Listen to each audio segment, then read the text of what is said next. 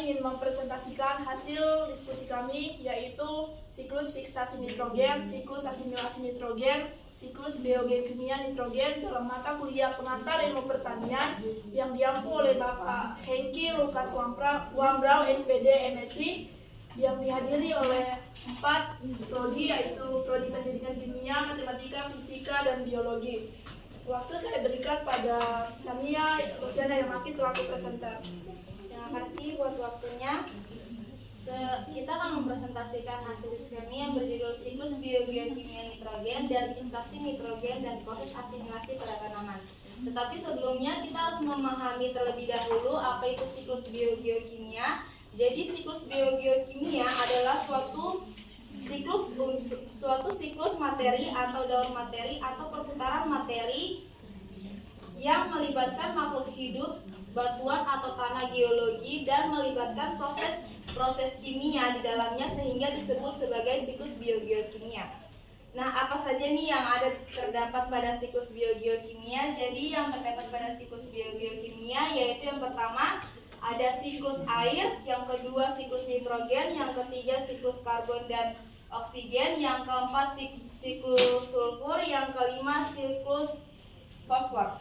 Siklus atau daur inilah yang mengakibatkan materi-materi seperti air, nitrogen, karbon, oksigen, sulfur, dan fosfor itu tidak akan habis di bumi karena adanya siklus daur atau perputaran.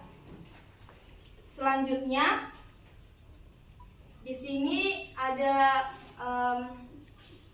siklus biokimia nitrogen, tetapi sebelumnya kita harus mengetahui terlebih dahulu apa itu nitrogen. Jadi nitrogen adalah merupakan salah satu unsur yang sangat penting atau berpengaruh bagi makhluk hidup.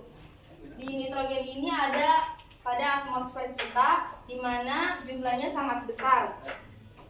Dia berbentuk gas di udara yang disebut sebagai nitrogen atau N2.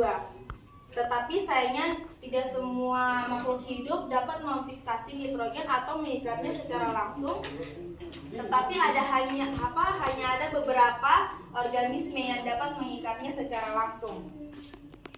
Selanjutnya coba kita lihat di mana letak mikroorganismenya. Jadi letak mikroorganismenya terletak pada tanaman leguminanse atau tanaman kacang-kacangan, di mana tanaman kacang-kacangnya ini memiliki akar yang bernama bintil akar. Di bintil akar ini terdapat bakteri yang bisa memfiksasi atau mengikatnya secara langsung dari udara yang dinama rhizobium. Rhizobium ini bisa bersimbiosis pada tanaman kacang-kacangan ini. Jadi bakteri rhizobium ini hidupnya di kacang-kacangan di tumbuhan ini, di tanaman ini. Nah, rhizom ini bisa memfiksasi nitrogen sehingga bisa memasuk pada kebutuhan nitrogen, dan rhizobiumnya ini bisa mendapatkan hidup dan tempat untuk hidupnya pada akar ini. Selain itu, teman-teman, juga ada bakteri atau mikroorganisme yang bisa memfiksasi nitrogen atau mengikat nitrogen tetapi tidak bersimbiosis pada tanaman kacang-kacangan ini. Karena bakteri ini dia bebas. Dia disebut sebagai bakteri Azotobacter. Lanjut, jadi setelah kita mengetahui bakteri pemfiksasi nitrogen, maka nitrogen ini akan digunakan untuk kebutuhan fisiologis dari tanaman. Jadi nitrogen itu mempunyai peranan atau manfaat bagi tanaman, yaitu untuk kebutuhan fisiologisnya, untuk pembentukan DNA, untuk pembentukan asam amino, dan untuk pembentukan klorofil dan lain-lain. Kemudian kita bisa lihat di sini ada tanaman dengan hewan, di mana tanaman ini mengandung nitrogen sehingga pada saat hewan ini memakan tumbuhan ini, nitrogennya akan berpindah pada tumbuhan ini. Jadi ketika tumbuhan dan hewan ini pada nantinya mati, mereka akan mengalami proses yang namanya dekomposisi. Proses dekomposisi ini penguraian atau pembusukan. Proses pembusukan tubuh makhluk hidup yang sudah mati itu dilakukan oleh dekomposer atau pengurainya. Siapa yang menjadi pengurainya? dan jadi pengurainya itu bisa jadi bakteri dan bisa juga jamur. Kemudian setelah diuraikan oleh bakteri, sisa tubuh makhluk hidup yang sudah mati tadi, setelah mengalami proses dekomposer, dia akan mengalami proses lagi yang namanya amonifikasi, di mana amonifikasi ini adalah proses pembentukan dari amoninya menjadi amonium. Kalian jangan bingung amonia dengan amonium, karena amonia itu rumus molekulnya NH3, tetapi dia belum terionisasi secara sempurna. Sedangkan kalau amonium itu dia sudah terionisasi secara sempurna di dalam tanah dengan memiliki rumus molekulnya NH4-.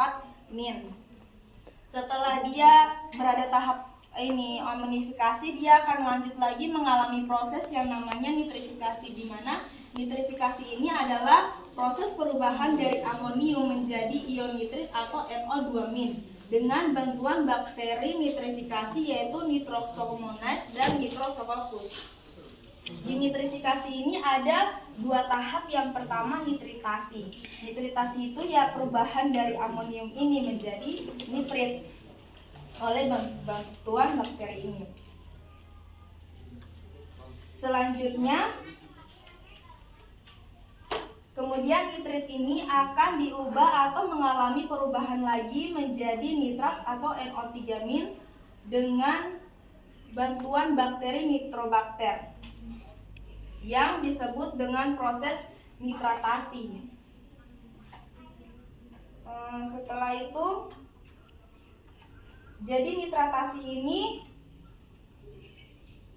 perubahan nitrit menjadi nitrat dengan bantuan bakteri yang disebut nitrobakter. Apa yang disebut dengan nitrobakter ini? Jadi secara umum pengubahan dari amonium menjadi nitrat itu disebut dengan proses nitrifikasi. Dalam bentuk ion nitrit inilah nitrogen itu bisa diserap oleh tumbuhan kembali di sini dengan proses yang disebut dengan asimilasi. Jadi asimilasi ini adalah proses pembentukan senyawa organik dari senyawa anorganik, misalnya saja asam amino. Kemudian nitrat ini juga ada yang digunakan oleh bakteri denitrifikasi. Contoh spesifiknya itu Pseudomonas.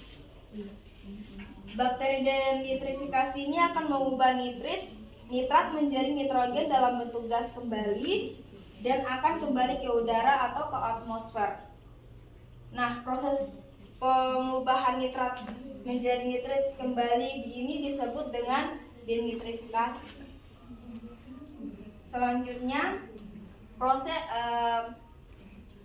dari presentasi kami ini yang kami ambil dari kesimpulannya yaitu daur ulang nitrogen adalah proses di mana nitrogen diubah menjadi bentuk yang dapat digunakan oleh tanaman. Proses ini melibatkan beberapa tahapan yaitu fiksasi nitrogen dan asimilasi nitrogen. Di mana fiksasi nitrogen ini adalah nitrogen diubah dari bentuk yang tidak dapat digunakan oleh tanaman seperti nitrogen gas menjadi bentuk yang dapat digunakan seperti amonia. Sedangkan terus proses ini biasanya dilakukan oleh bakteri Rhizobium. Sedangkan asimilasi nitrogen itu adalah proses di mana nitrogen yang telah difiksasi diubah menjadi bentuk yang dapat digunakan oleh tanaman untuk membangun molekul organik seperti protein dan DNA.